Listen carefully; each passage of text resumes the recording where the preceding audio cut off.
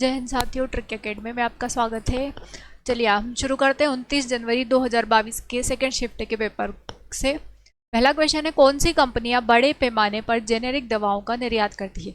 सबसे पहले बात आती है कि जेनेरिक दवाएं क्या होती है। तो जेनेरिक दवाएं वो होती है जिसके ऊपर कोई कवर नहीं होता है, कोई अलग से कलर नहीं किया जाता है, उनको जेनेरिक दवाएं कहा जाता है।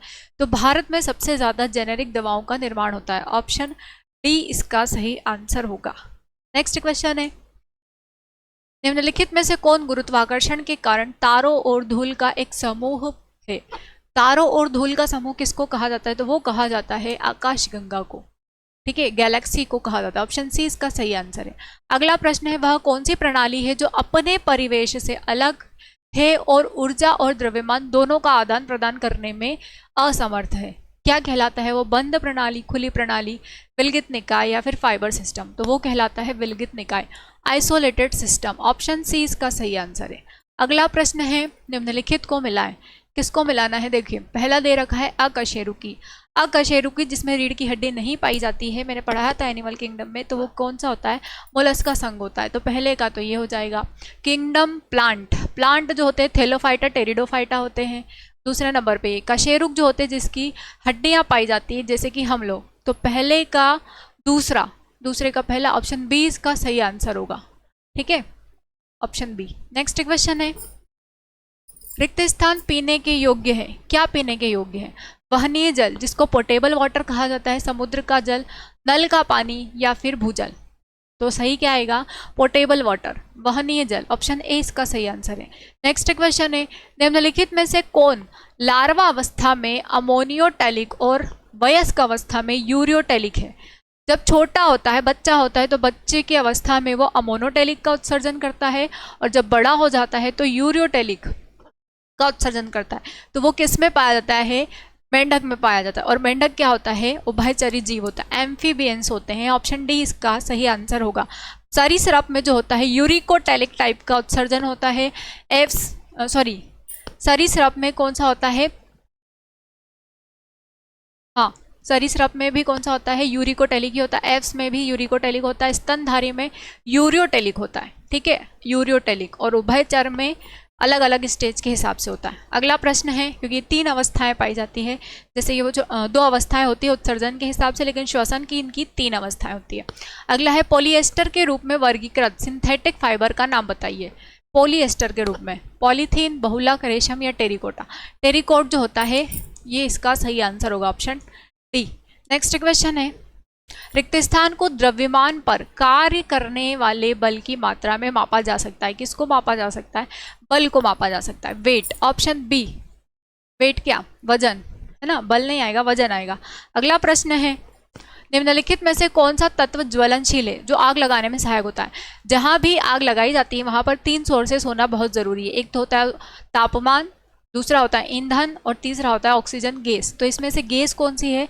ऑक्सीजन। कार्बन डाइऑक्साइड आग बुझाने में काम आती है। नाइट्रोजन और हीलियम, तो हीलियम एक अक्रिय गैस है, नोबल गैस कहा जाता है इसको। नाइट्रोजन तो एटमॉस्फेयर में पाई ही जाती है, पर बिना ऑक्सीजन के आप आग नहीं लगा सकते हो। अगला प्रश्न है, भारत में सबसे पहले तेल का कुआं कहाँ खोदा गया था? डिगबोई में। मोस्ट टाइम पे क्वेश्चन है, जनरल नॉलेज के लिए भी काफ़ी अच्छा है कि भारत में सबसे पहले तेल का कुआं कहाँ खोदा गया है? डिगबोई में। बहुत फेमस क्वेश्चन है, ऑप्शन ए इसका सही आंसर है। अगला प्रश्न है, लाल पांडा किस राष्ट्रीय उद्यान में रहता है? किस राष्ट्रीय उद्यान में? ये हमारे इधर नहीं पाए जाते हैं, उधर खागचेनजोंगा राष्ट्रीय उद्यान। ठीक है, ऑप्शन ए इसका सही आंसर है। बाकी जो है काजीरंगा, सरिस्का, बेतला, ये सब भारत में पाए जाते हैं। अगला प्रश्न है, सीधे रक्त प्रवाह में हार्मोन स्त्रावित होते हैं। कहाँ से होते हैं? अंतःस्त्रावी से, बहिस्त्रावी से, स्तन ग्रंथियों से या फिर वसामय ग्रंथियों से। तो जो अंतःस्त्रावी ग्रंथियाँ होती है वहाँ से सीधे हार्मोन्स का स्त्रावन रक्त में ही होता है। ऑप्शन ए इसका सही आंसर है।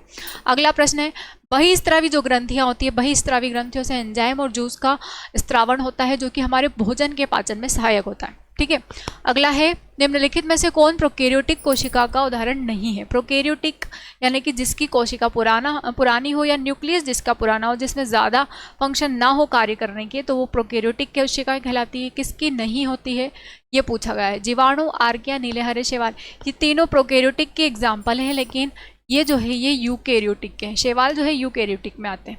ऑप्शन डी का सही आंसर है। अगला प्रश्न है प्रोटोप्लाज्म में शामिल होता है, प्रोटोप्लाज्म में क्या होता है, तो सोडियम बाइकार्बोनेट, सोडियम बाइकार्बोनेट होता है। ऑप्शन सी इसका सही आंसर है। अगला प्रश्न है मनुष्य का हृदय कितने कोष्ठकों में होता है, मनुष्य का हृदय 4 कोष्ठकों या 4 चैम्बर्स में होता है। ए इसका सही आंसर है। 2 आलिंद होते हैं, 2 निलय होते हैं, दायां आलिंद, दायां निलय, बायां आलिंद, बायां निलय, 4 कोष्ठकों में विभाजित होता है। और विभाजित कौन करता है, सेप्टम नाम की एक वॉल होती है, इसमें कोशिकाओं से बनी एक वॉल होती है सेप्टम नाम से, तो वो इसको डिवाइड कर देती है। जो भी राइट साइड होता है उसमें ऊपर वाले में, मतलब ऊपर वाले जो चैम्बर्स होते हैं ना, दायां आलिंद और बायां आलिंद, उन दोनों में ही जो नीचे राइट साइड के जो चैम्बर्स होते हैं, दायां आलिंद और दायां निलय, इसमें इम्प्योर ब्लड होता है। फिर ये इम्प्योर ब्लड चला जाता है आपके लंग्स में, लंग्स में यहाँ पर एल्वियोली जो होती है इसको प्योर कर देती है, और प्योर होने के बाद में ये चला जाता है फुफ्फुसी शिरा के द्वारा, कहाँ पर, आपके बाएं निलय, बाएं आलिंद में, बाएं आलिंद से बाएं निलय में, और बाएं निलय से ही आपकी महाधमनी यानी कि अयोटा जुड़ी होती है, और ये पूरे बॉडी में आपकी प्रेशर से ब्लड को फ्लो कर देता है। ठीक है, तो ये हमने 29 जनवरी 2022 के सेकेंड शिफ्ट के क्वेश्चंस डिस्कस कर लिए हैं। अगर आपको हमारा सॉल्यूशन अच्छा लगा है तो प्लीज़ हमारे चैनल को ज़्यादा से ज़्यादा लाइक करें, शेयर करें, सब्सक्राइब करें। जय हिंद साथियों।